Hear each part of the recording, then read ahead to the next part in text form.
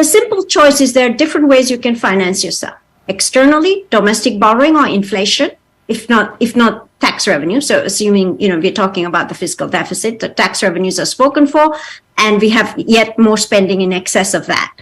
If we don't rate, the interest rates are high in Sri Lanka because monetary policy has to be tight.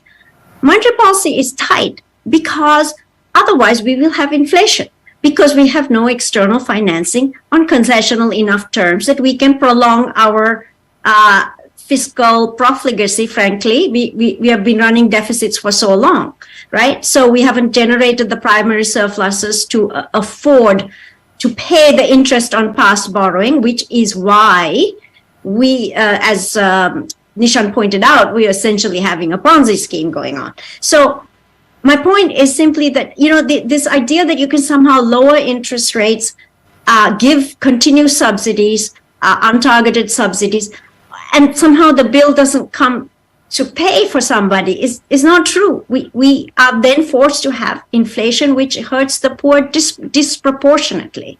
So granted, we are in a tough spot now, absolutely. I would say mostly of our own making, sadly.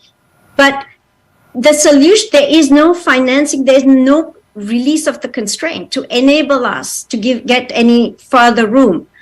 Unfortunately, we had many years to fix it and we did not. So this is the sad truth. That's why, we are in a situation we have to tighten the fiscal when growth is also contracting.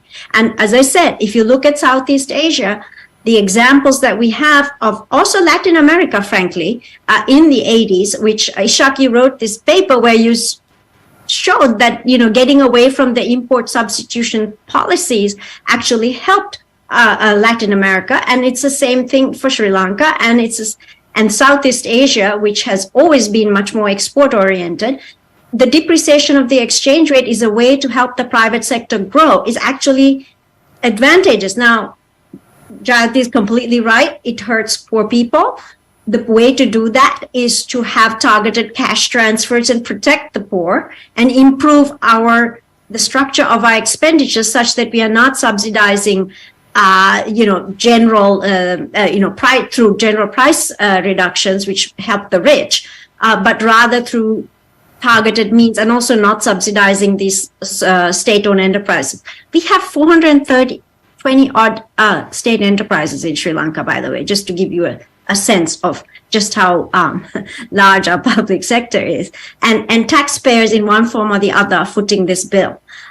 We are also sitting on 3 state-owned banks that have very bad debts because their costs have been hidden in those state banks, which have to be ultimately restructured, ultimately from taxpayer money in one form or the other. So hopefully this will happen over time. There's no need to panic, but the point is that there's no free lunch, as unfortunately for countries at our level of income. So